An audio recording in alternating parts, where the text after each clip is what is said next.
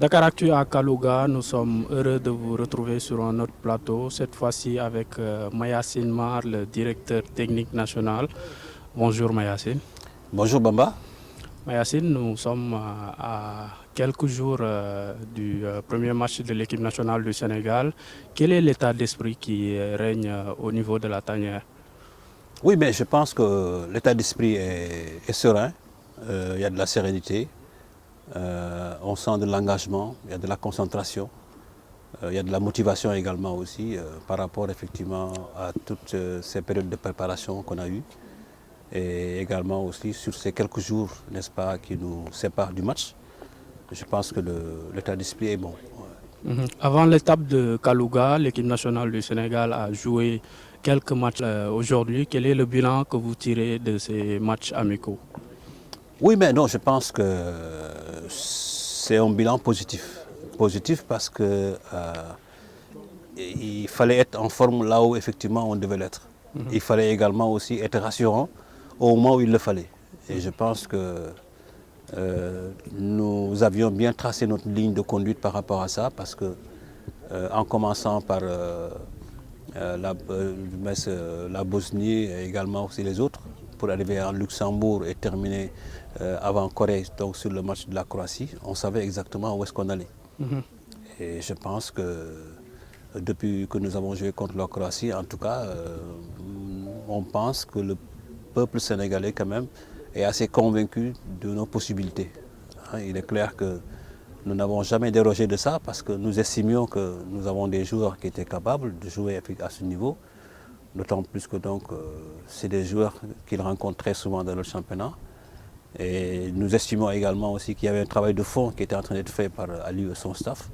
Et que naturellement, les joueurs, effectivement, commençaient à comprendre beaucoup de choses et à assimiler beaucoup de choses.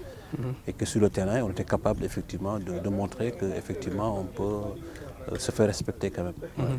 Détienne, au-delà de la préparation de l'équipe nationale du Sénégal, il y a aussi la supervision des adversaires. Parlez-nous un peu de cet aspect aussi important pour la compétition. Oui, mais vous savez, aujourd'hui, l'observation de match est devenue une affaire importante. Et c'est vrai que tous les adversaires sont analysés. Je pense qu'il n'y a rien de se cache, c'est clair. Nous avons parmi nous un analyste vidéo, effectivement, qui travaille effectivement sur nos adversaires et qui en tout cas donne pratiquement à Aliou tout ce dont nous avons besoin sur l'adversaire. Mais au-delà même de ça, nous estimons effectivement que c'était bon d'aller voir, de viser le match se dérouler. C'est ainsi que on a commis 3 superviseurs donc, sur nos 3 adversaires, qui sont la Pologne, la Colombie et le Japon. Et effectivement, pratiquement tous les matchs de préparation que ces adversaires ont joué, effectivement, nous avons eu quelqu'un qui a bien assisté à ces matchs-là.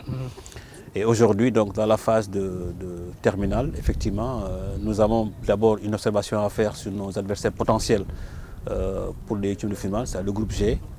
Donc là également aussi, nous avons quelques matchs à observer, notamment le match de l'Angleterre, de la Belgique.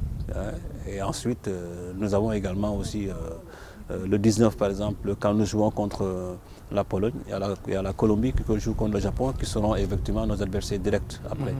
Là aussi, on mettra quelqu'un également pour voir ce match-là.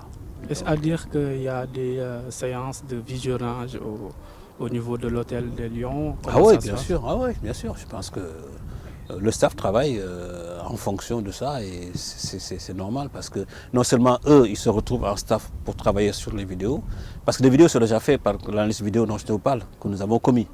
Nous avons contacté effectivement un analyste vidéo, n'est-ce pas, qui nous sort tout ce que nous voulons, tout, même nous. C'est-à-dire que même les matchs que nous avons joués, effectivement, on est capable de vous dire aujourd'hui tous les aspects de jeu de nos joueurs, les relations, quelles sont les relations qui fonctionnent bien, quelles sont les relations qui, combien de balles reçues de l'autre, etc. Donc tout ça on l'a, tout ça on l'a. Donc ça également aussi, c'est le panier de l'entraîneur avec son staff.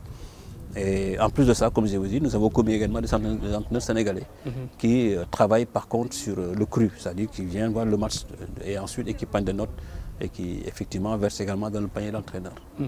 Entamer la compétition avec une victoire face à la Pologne, ce serait bien pour la suite. Vous êtes du même avis? Oui, c'est le plus gros souhait vraiment que nous avons.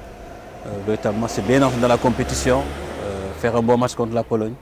Et vraiment, nous pensons effectivement qu'on est capable de le faire parce que il ne faut pas se fixer des limites. Hein. Je pense qu'on joue carrément notre chance. Hein. Je pense que c'est ce qu'il faut le dire comme ça. Et naturellement, les prières en tout cas des uns et des autres en tout cas parviendront à nous vraiment pour réussir cette mission-là. Aller au-delà peut-être des performances de la génération 2002. Oui, mais comme on l'a dit, c'est-à-dire que, écoutez, il faut gérer match après match. Je pense que d'abord, la première mission, c'est d'abord sortir du premier tour. Et après, maintenant, bon, voilà, il faut gérer les matchs après match. Et c'est vrai que si nous pouvons passer plus, nous pouvons faire plus que 2002, mais écoutez, je pense que c'est tout le bonheur des Sénégalais. Je pense que nous qui sommes sur le terrain, nous sommes les premiers à le vouloir. Et également aussi les Sénégalais souhaiteraient effectivement cette performance en Coupe du Monde. Pour terminer, Mayacine, Aliou Cissé l'a dit, il s'en réjouit. Il n'y a pas eu de blessés durant les matchs amicaux.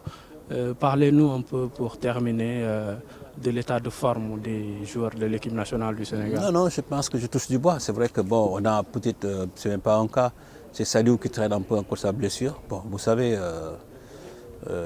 une blessure, on ne sait jamais, hein, on ne sait jamais. Bon, mais on attend encore les dernières informations du médecin par rapport à lui. Mais sinon, tout le reste, hein, ça se passe bien. Il y a des examens à faire, n'est-ce pas? Des examens à faire et je pense que normalement, il devrait pouvoir reprendre quand même l'entraînement. Dieten, quel est votre dernier mot? Oui, c'est d'abord vous remercier la presse sénégalaise vraiment pour le soutien et surtout pour l'estime que vous avez de l'équipe nationale. Nous savons qu'il y a des difficultés parce que ce n'est pas facile quand même d'avoir toutes les informations dont vous avez besoin.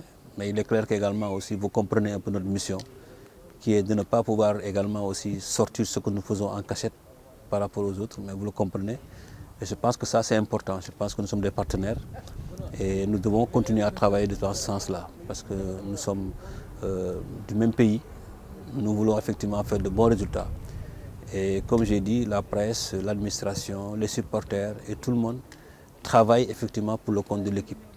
Parce que ce qui est important, c'est que tous travaillent pour effectivement permettre à Aliou effectivement de mettre en place une bonne équipe qui puisse faire de bons résultats. Et je crois que pour ça, je pense que vous le faites bien. Et en tout cas, nous vous remercions beaucoup, en tout cas de la collaboration.